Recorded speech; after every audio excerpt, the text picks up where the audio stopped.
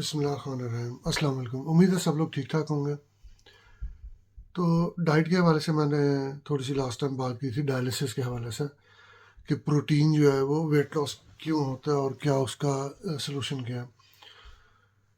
तो मेरे से पहले भी पूछा था कि जो पाकिस्तान में लोग रहते हैं कि वहाँ पे डायलिसिस पेशेंट को वो इतनी ज़्यादा कोई सपोर्ट नहीं है कि जो होनी चाहिए, क्योंकि डायलिसिस के प्रोसेस में जो है वो आपकी प्रोटीन वेस्ट होती है, तो उसमें मसल जो है ना आपके वेस्ट होने लग जाते हैं, वज़न जो है ना वो कम होने लग जाता है, कमज़ोरी काफ़ी हो जाती है, मुझे भी हुई है।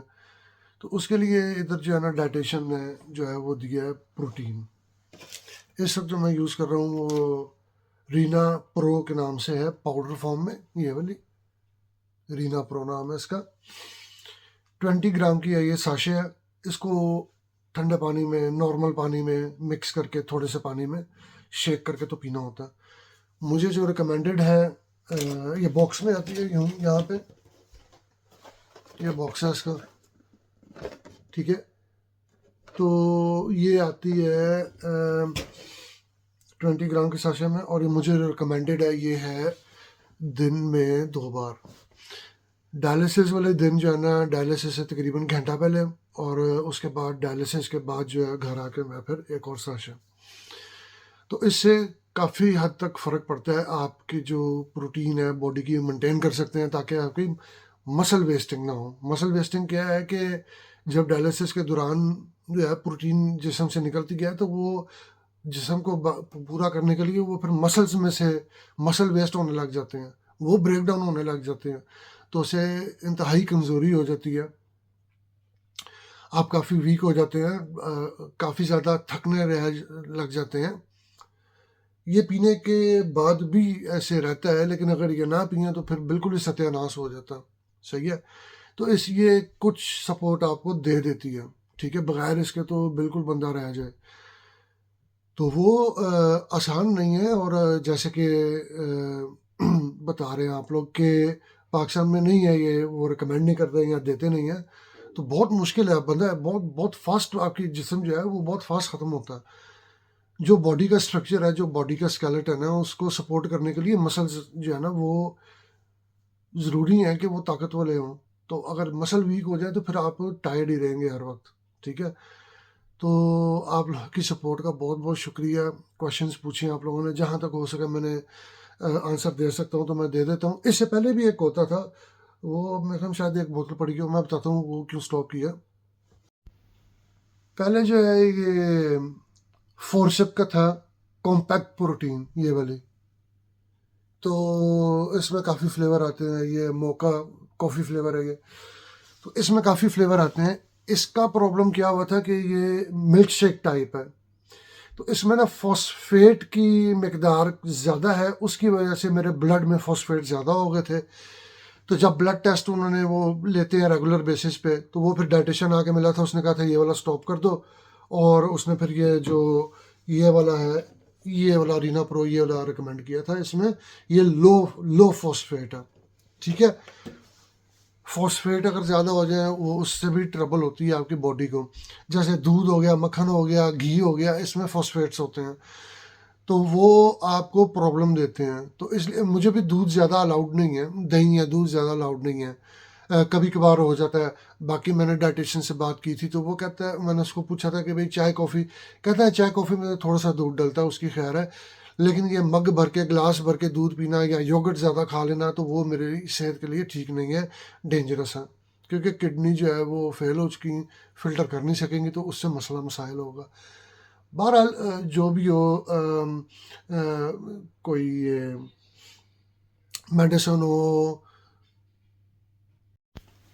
या कोई सप्लीमेंट वगैरह हो जाए, कोई भी दवाई हो जाए, कोई विटामिन हो जाए, कोई भी चीज़ हो जाए, अगर आप बीमार हैं ऑफ कोर्स, तो उसमें डाइट जो है फूड का भी वो आप लाजमी अपने डॉक्टर से मशवरा करें, डाइटिशियन से पूछें, कुछ गूगल सर्च कर लिया करें, ठीक है। तो काफ़ी सारी चीज़ें हैं जो वो किडनी पेशेंट्स के लिए ठीक नहीं होती, किडनी जिनकी फेल हो जाए, वो काफ़ी सारे फूड भी ठीक नहीं होते। जैसे अब पालक मेरा फेवरेट है, लेकिन मैं नहीं खा सकता, पालक में भी पोटेशियम बहुत ज़्यादा होती है, मुझे नहीं अलाउड। तो जो है लेडी फिंगर, भिंडियाँ, भिंडियाँ मेरी one of the favourite vegetables हैं। मतलब भिंडियाँ इतनी फेवरेट है, मुझे याद है मैं छोटा होता था, अम्मी भिंडियाँ वो काट के वो रेडी कर रही होती थी, मैं कच्ची खा जाता था उठा के। तो मेरी बहुत फेवरेट है भिंडियाँ। मतलब भिंडियाँ पकी हो ना तो मैं सुबह दोपहर शाम रात हर टाइम खिला दो मैं खा लूँ। लेकिन अब वो जो है ना वो मुझे मना है, भिंडियाँ मैं नहीं खा सकता। और काफ़ी सारी वेजिटेबल्स भी हैं, फ्रूट्स भी हैं, वो नहीं इस्तेमाल कर सकते। ग्रेप फ्रूट है, ग्रेप फ्रूट मना है मुझे, मैं बीच में खाता रहा हूँ क्योंकि ब्लड प्रेशर कंट्रोल नहीं हो रहा था। फिर वो कुछ दवाइयाँ इंक्रीज की, डाइटिशियन से बात हुई, तो जो ग्रेप फ्रूट है वो अच्छा है ब्लड प्रेशर को नीचे लाने के लिए, नॉर्मल लोगों के लिए। लेकिन जो ऑलरेडी ब्लड प्रेशर की मेडिसिन खा रहे हैं, जैसे मेरी एक दवाई है, 5 दवाइयाँ अलग ब्लड प्रेशर की, उसके ऊपर लिखा हुआ है ऊपर कि ग्रेप फ्रूट हरगिज़ ना खाएं, ठीक है। तो वो उसमें ग्रेप फ्रूट में भी जो है वो मज़े का तो बड़ा होता है, वो उससे बीपी डाउन भी आता है। मेरा उससे टेस्ट भी थोड़ा ठीक हुआ था, लेकिन वो फिर उससे ब्लड में जो है ना जब वो टेस्ट किए तो उसमें पोटेशियम बड़ी हाई निकलने लग गई, तो वो फिर वो स्टॉप किया डाइटिशियन ने।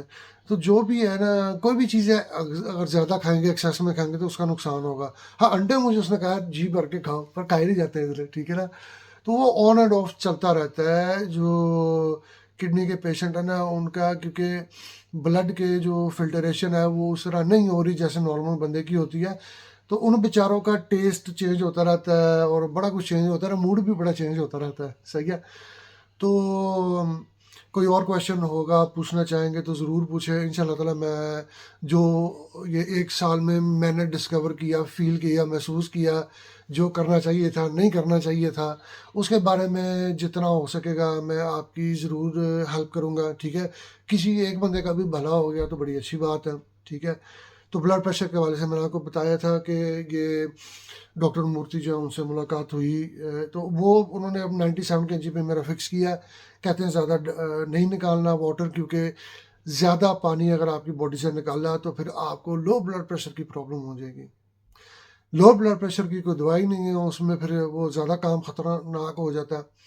तो वो अब थोड़ा मेंटेन रह रहा है ब्लड प्रेशर, तो अल्हम्दुलिल्लाह।